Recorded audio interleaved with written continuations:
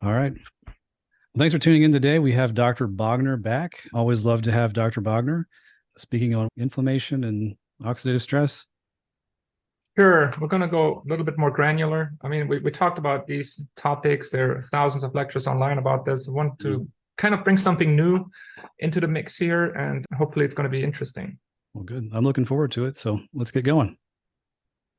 All right. Well, just a little bit about me. I am a physician in Michigan. I run my own practice. I do counseling virtual in regards to chronic disease, mostly focusing actually on autism, but also other chronic diseases. I was involved with COVID, depression, anxiety disorders, schizophrenia, dementia, and some cancer patients. Kind of trying to provide alternative options for those that believe that they didn't get enough answers from conventional medicine. So I've been doing that for the last 6 years.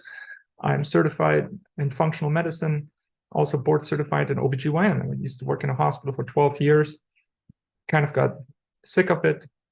It wasn't my thing to see 25 patients a day.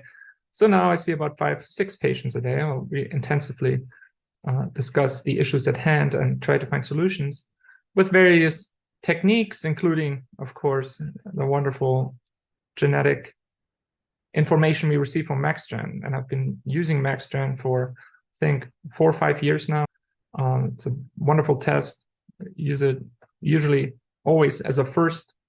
We want to know about your blueprints, see where your genes may benefit from some polishing up.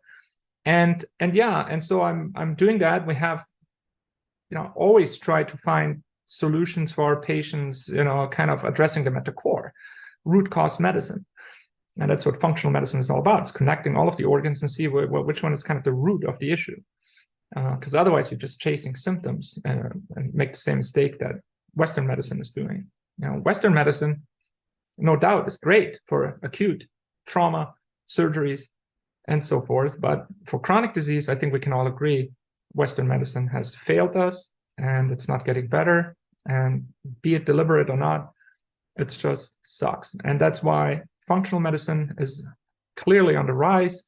A lot of patients that are doing phenomenal, coming in sick, year-long, or years of finding the root of their problem with conventional medicine and with medications.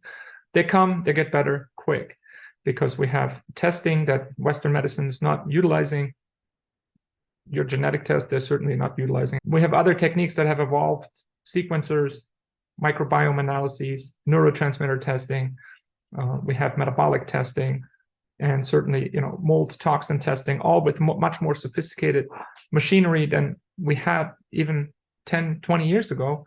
And so, unfortunately, Western medicine hasn't caught on to that. So it sucks. With that being said, I have, seen a very complex condition now, that I've been interested in for the last 15 years and intensively working with autism for the last 6 years with hundreds and hundreds of families. And, my understanding of this is ever evolving. So I'm not stuck on any idea. I'm very much a lifelong learner. And I learn a lot from my patients, what works, what have they done, what didn't work, and why. And, if you look at any chronic disease, I think we can agree that autism is one of the most complex ones. We have a child that was developing fine, something happened, and then they're not fine anymore. All of a sudden, child has autism, strange behaviors, inability to communicate, no speech. And what happened? And in order to figure this out, I mean, for the last 30 years, we have made little progress. In fact, the autism rates have gone up. So I think we can agree that that would be maybe a good problem to look at, because everything else tends to maybe be somewhat related to that, such as anxiety, schizophrenia, or dementia. They're all somewhat related. Do they all have a common path? And so autism in general, I've looked at everything. I've heard parents do hyperbaric oxygen, stem cells, stool transplants, IV chelation, cannabis, dietary interventions, probiotics, supplements, antifungal, anti-yeast, anti-Lyme, antiviral, parasites, everything. And people ordering injections from some immune modulators from different countries. So I've seen a lot, but unfortunately, it seems that progress is still limited despite all of these insights. And here and there you see, all right, this parent has worked for the next patient, or this patient has done chelation, and it unfortunately didn't work for this patient. So why? And and so I think we have gotten to a point finally where there might be a common denominator for all of it. And I'm saying this because currently in my clinic, for the first time after 15 years of looking at this, I actually have patients that start to speak again. And why do I measure it by that? Well, I think if you have a nonverbal child, for example, what every parent over the years has asked me, the biggest wish, of course, is for the child to speak, because if speech works, things are working. And I think we can agree that we know that autism, for example, is not a primary genetic problem. Why did it start to explode in the 1990s? Is it that all of a sudden a gene started to express itself? No, it's not a genetic disease. And that would have found a responsible gene for the cause of autism. No, it's obviously, and that's agreed upon in the scientific community, that there's an environmental influence on these individuals that are probably susceptible. So there's probably a toxicity involved and a susceptibility. And with that being said, one of the things that we have found with autism is that there is a problem with oxygenation of some very critical brain areas. And there's one study, for example, that measured the oxygen supply to certain areas in the brain. And in autism, it was found that the areas of the cerebellum and the parietal lobes were had less oxygen in them. And these two areas, the cerebellum and the parietal lobes, are responsible for coordination of speech, memory, and language. Speech. And if you have less oxygen in these areas, you have the expression of clinical symptoms. In a child, that would result in a diagnosis of autism, which really doesn't mean anything. Autism, it's just a word, doesn't give us any reference of what the underlying cause is. And Western medicine thinks it's a neurodevelopmental disorder. That's the definition. And there's no further insights really in regards to mainstream medicine.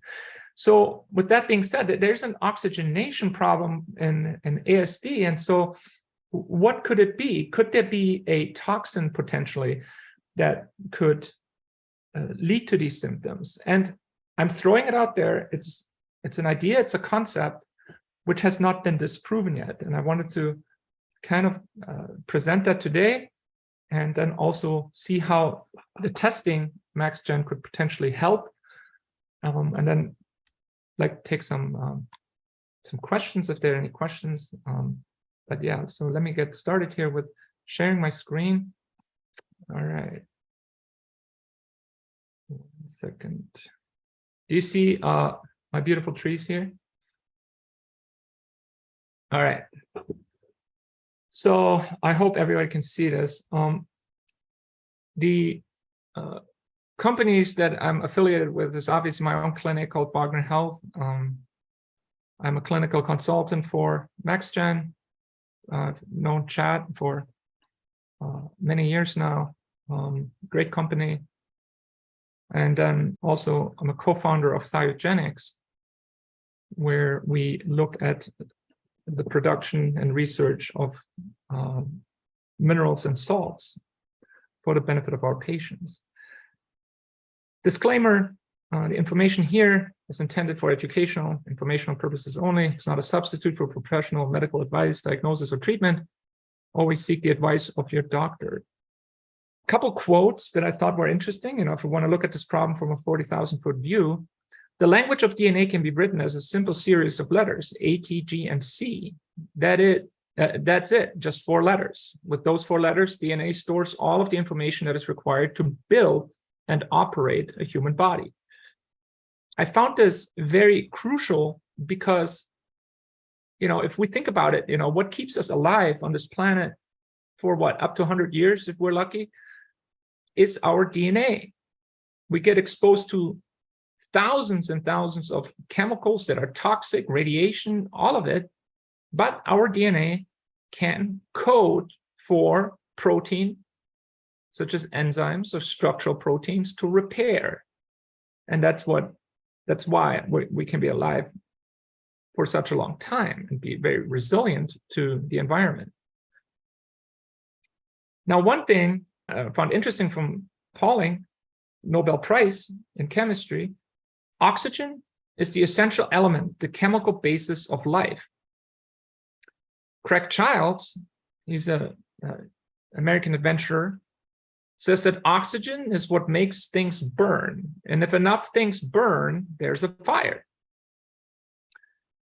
And so if we look at this fire that oxygen produces, oxygen goes into our cells. And within the cell, there's the structure, the mitochondria, and it uses oxygen. It uses proton pumps to add electrons to the oxygen, which ultimately will generate energy in the form of ATP.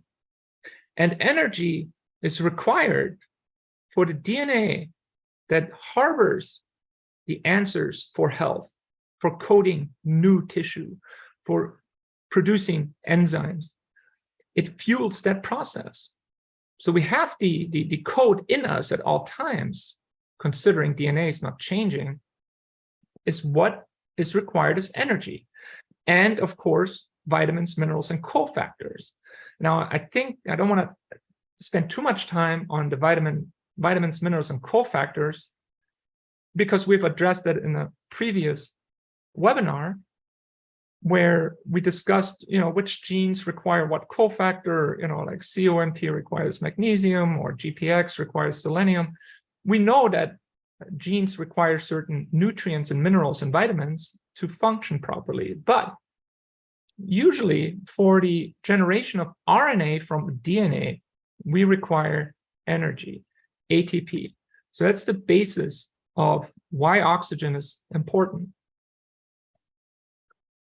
Again, we have our vitamins, minerals, and cofactors that with the use of oxygen, aid in neurotransmitter regulation, detoxification, perfusion, folate, cobalamin, and methylation support, inflammation, and repair. And all of these genes that I highlighted here in red are part of the MaxGen testing system. And they're very helpful because here we can see where somebody has slower working genes or faster working genes. We can identify them and we can target them. Because at the end of the day, like Gerson was saying back in the day, disease, chronic disease, is principally only due to 2 factors, which is deficiency and toxicity. So if we have toxicity, then we need defenses such as vitamins, minerals, and cofactors or healthy genes to counteract the toxicity. If we have a deficiency, such as genetic or the vitamins, it will lead to toxicity. And so that is the interplay. A deficiency like vitamin C can cause you to die, or vitamin B2 causing beriberi, or vitamin B3 causing pellagra. A deficiency can kill you. A toxicity can occur because of certain genes not functioning properly, because genes often, what they do, they change things, change a compound from one structure into a less toxic structure. If the gene is not working properly, then it can create a toxicity. And so toxicity and deficiency interplay is the basis of chronic disease. Now, when we look at this again, and we take out of the equation the vitamins, minerals, and cofactors, because we've previously discussed how to do this. And I've worked with just genetics and trying to stimulate those genes with the vitamins, minerals, and cofactors for many patients over many years with moderate success. A lot of patients got better, but not everyone.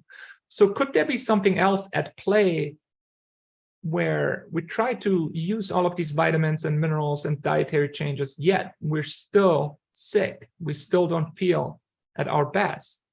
Could there be something else? So what would you have to mess with really to keep you sick? Is basically the question. Even if, in quote, they know that you're taking vitamins, minerals, and cofactors based on your genes. Could there be something else that could be done to keep you sick? And the two systems that we would have to mess with really would be the oxygen and mitochondria.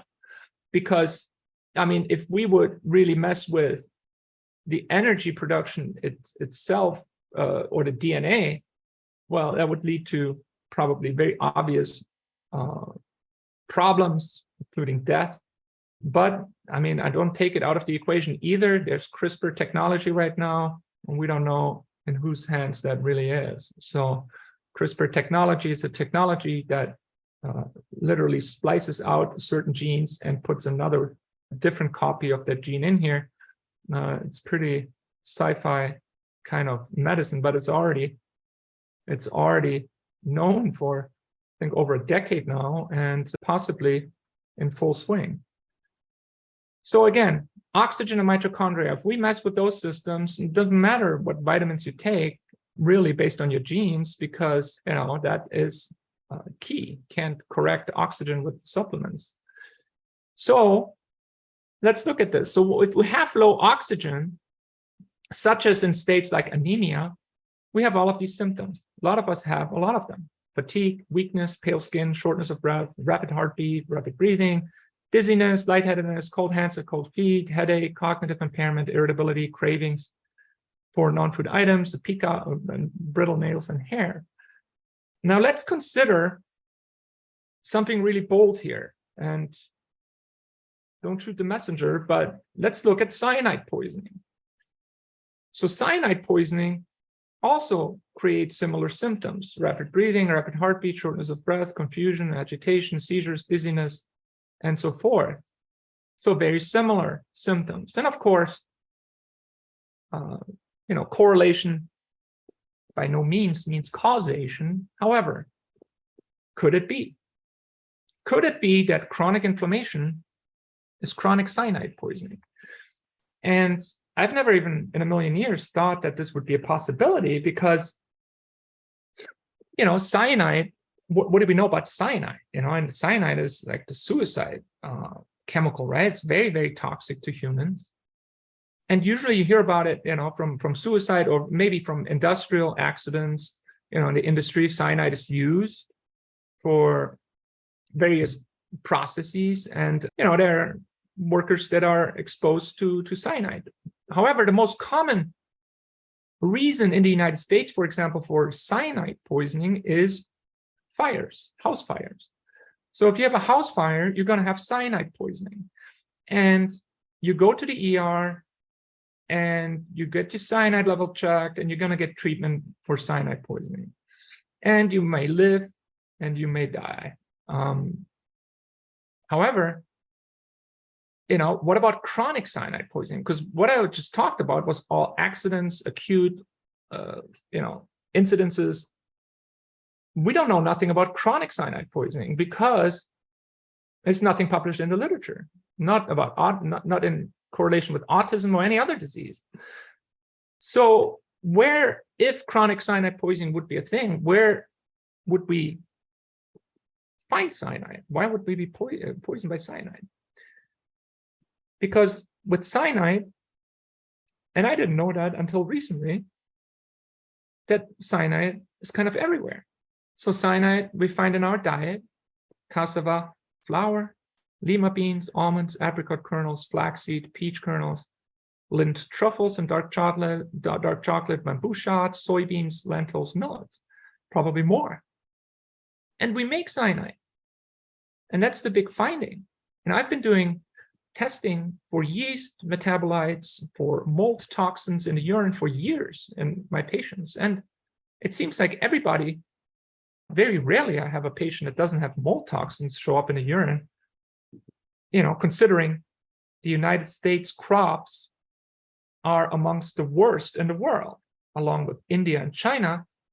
These three countries are considered to be at extreme risk of crop contamination, mold toxins. And I've been testing that for years, and everybody has them in their urine.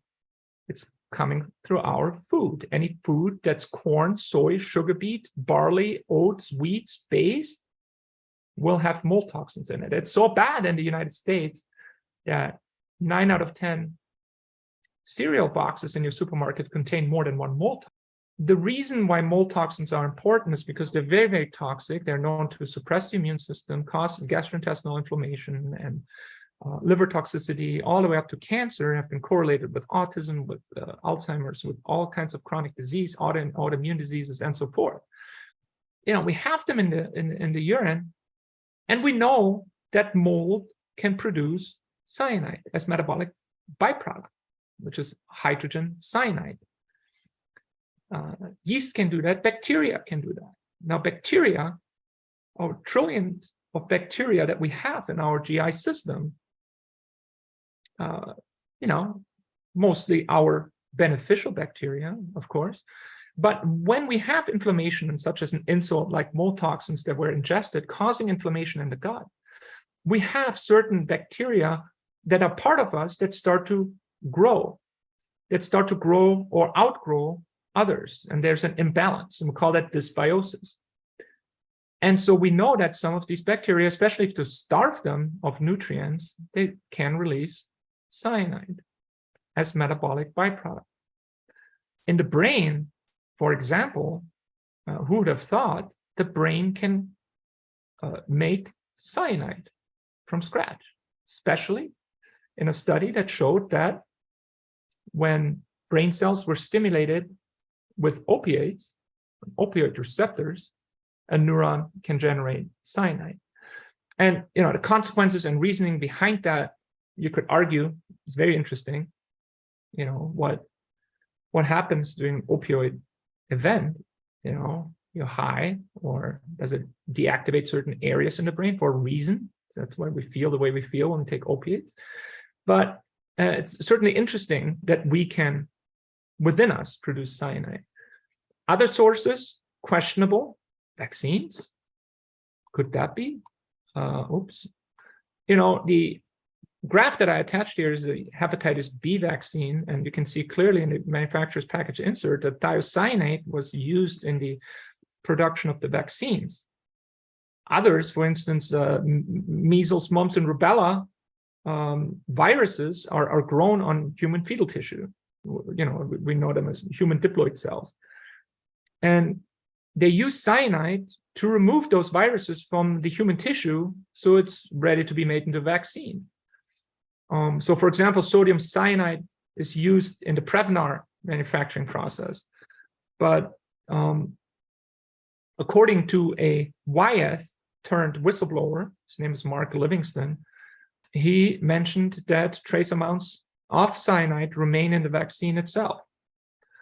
And that is pretty concerning, of course, especially, while I look at the hundreds of families that come and see me affected with autism, and they mentioned that the vaccine was kind of a pivotal point in the development of the child, often associated with a regression. And I would say that number is probably in the 90+% of parents making that correlation.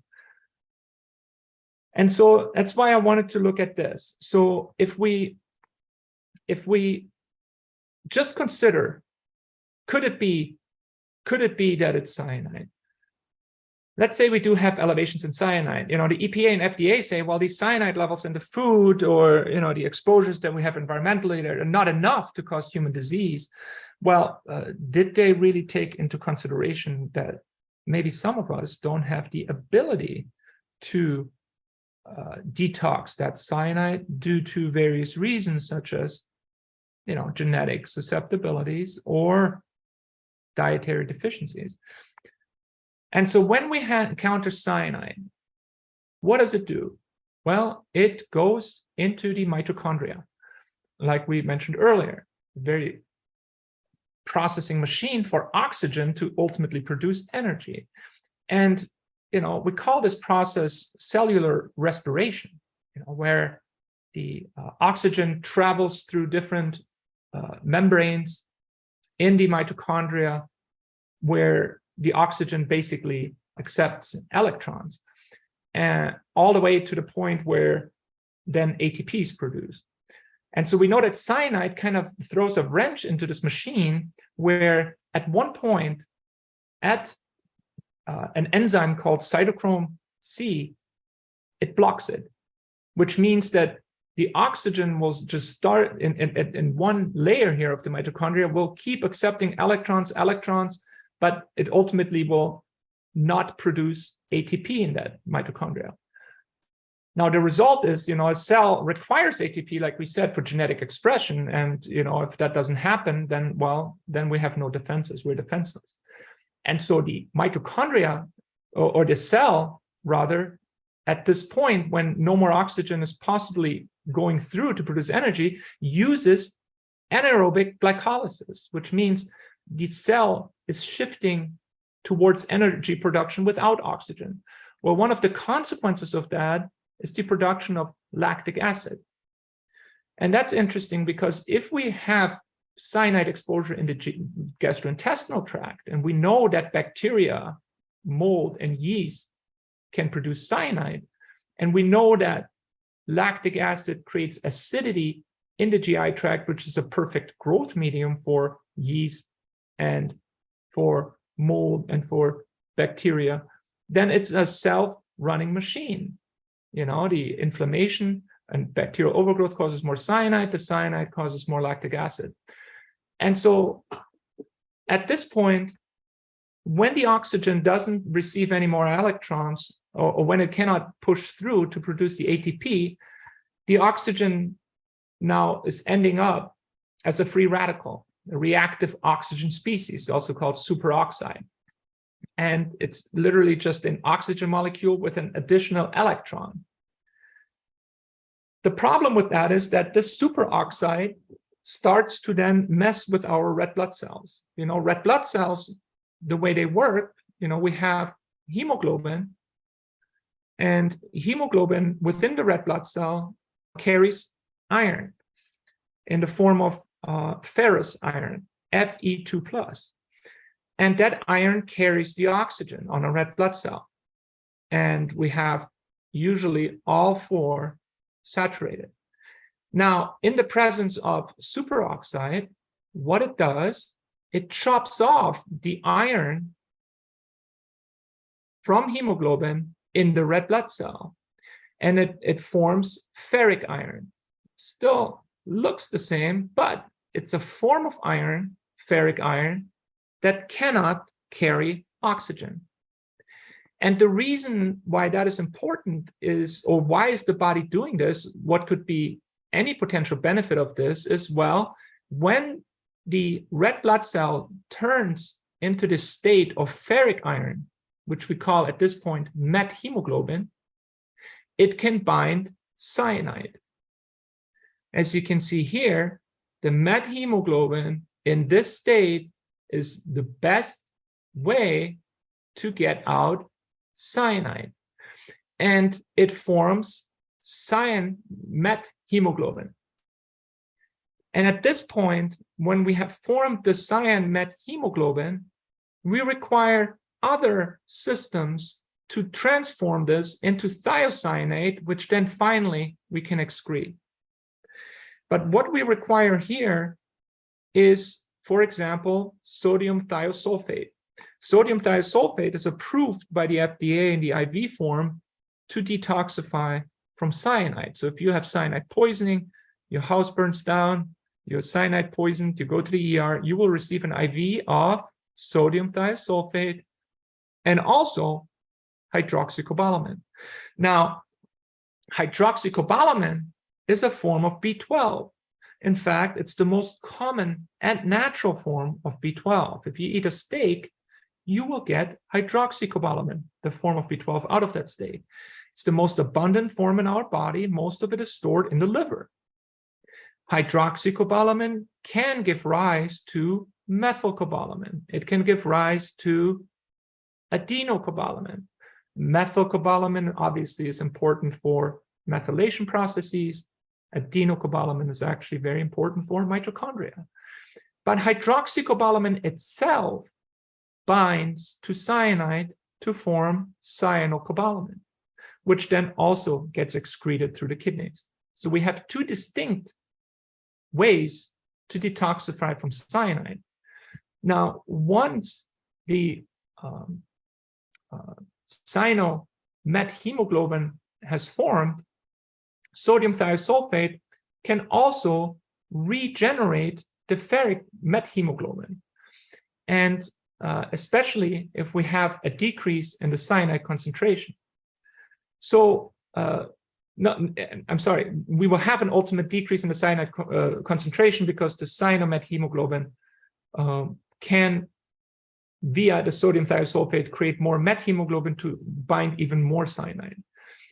So it's a recycling process basically until the cyanide is eliminated. However, the problem is, even if we get rid of the cyanide, the state of the red blood cell will still be in the ferric state. It doesn't automatically switch back to the ability of the red blood cells to carry oxygen. And since a red blood cell is alive for about 120 days, for 3 months, there are mechanisms where we can restore the original ferrous state of the iron.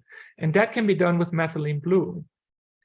Now, I want to advise not everybody or anybody to take any of this without really knowing what you're doing. For example, I see individuals just taking methylene blue, saying, oh, it's marketed as a cognitive enhancer or memory aid. Well, it's not a good idea if you have cyanide, because if you use methylene blue, you're stealing back the ferric iron that's so important to bind to cyanide.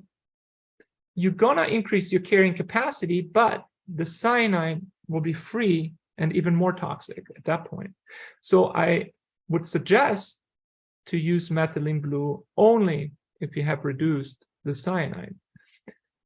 And so with that picture here, we can then interfere in regards to also, or not interfere, maybe to aid in this process with the genetics. For example, the SUOX gene, which is very important in our body, the sulfide oxidase gene, to produce sulfates. Sulfur is required by the human organism to detoxify. The problem is we cannot produce sulfur, so we need it from the outside. Where do we get it from? We get it from eggs, garlic, and we get it from onions. We get it from cruciferous vegetables like kale, cabbage, spinach, broccoli. And even then, oftentimes when we consume these foods rich in sulfur, they come in the form of sulfites. And the SUOX gene's responsibility is to convert the sulfites to the sulfates that are necessary for this process here. And the problem is that not only do we have patients with SNPs in the SUOX genes for proper sulfation, but the SUOX gene itself is the target of environmental toxins. We know of arsenic, we know of tungsten, probably other metals that just haven't been studied yet. But the biggest influence on SUOX, according to researchers like Stephanie Seneff from MIT, who has published on this extensively over the last decade, is glyphosate. Glyphosate is an oxidizing agent used in agriculture to be sprayed on our food, and everyone has it. Everyone has it in their system. It's so ubiquitous. I haven't encountered one patient in the last 6 years that has not had glyphosate in the urine. It's in the air, it's in drinking water, it's in rainwater they found, it's in your vaccines, it's in your baby food, and your prenatal vitamins, in organic wine, it's everywhere. As long as there's genetic modification of crops on this planet, you will find glyphosate. And certainly more than half, a significant amount, more than half of crops in this country are genetically modified. Probably also one of the reasons why we see the weakened immune system of our crops, despite looking beautiful. Well, they're probably very susceptible to this mold overgrowth in the first place that causes the cyanide that possibly contaminates much more food than we're thinking. On the other side, if we look at the SOD genes, for example, the SOD 1, 2, 3, the significance of that 1, 2, 3, usually with our SOD genes, is the location of that enzyme. SOD1 being, protecting the cell structures such as, endoplasmic reticulum and, transporter proteins. SOD2 is thought to be a mitochondrial protector, and SOD3 is usually the outer membrane of the cell, protecting it from free radicals. So the SOD genes, basically what they do, they break down superoxide into hydrogen peroxide. And the hydrogen peroxide then is taken care of by GPX, which turns it into water. And the GSTP is a gene that binds toxins in general to glutathione.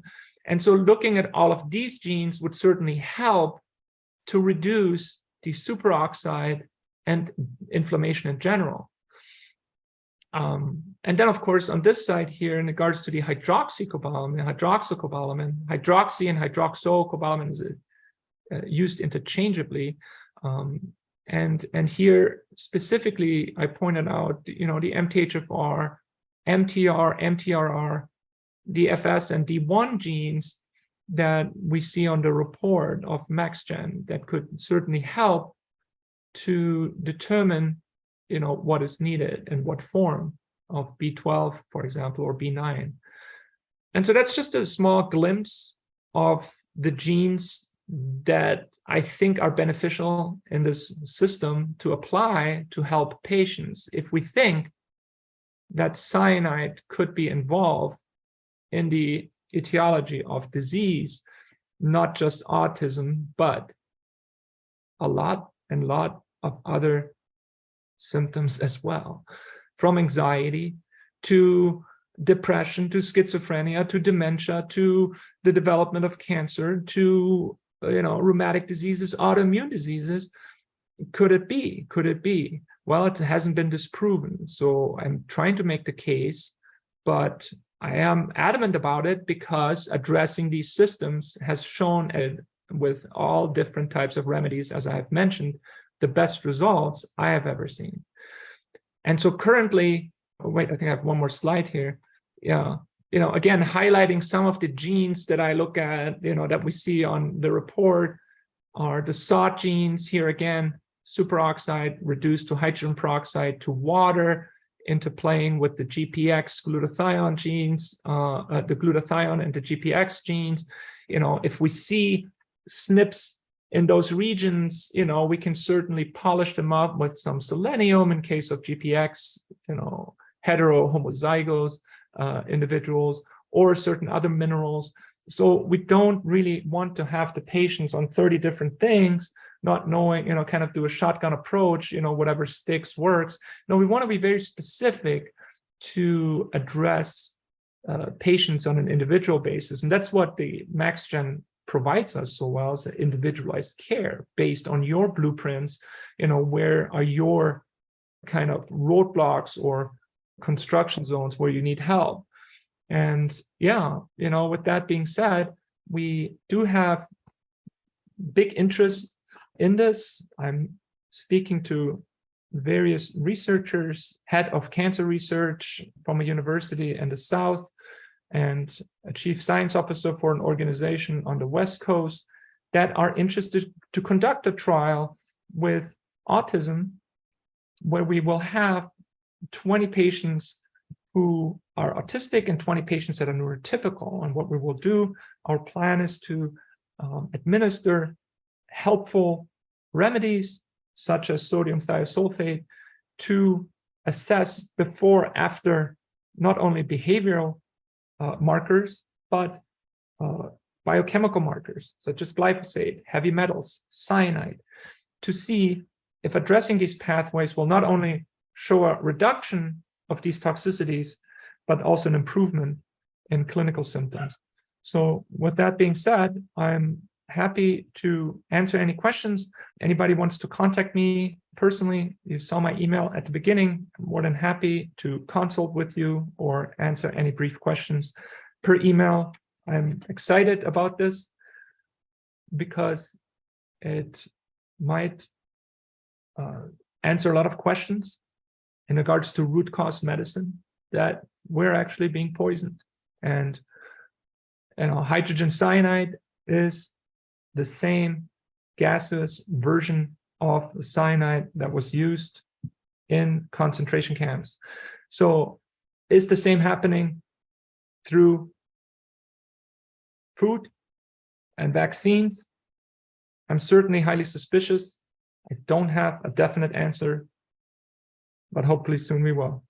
Very cool. All right. Well, hopefully that helped or shed some light on the problem. We'll see. Yep, for sure.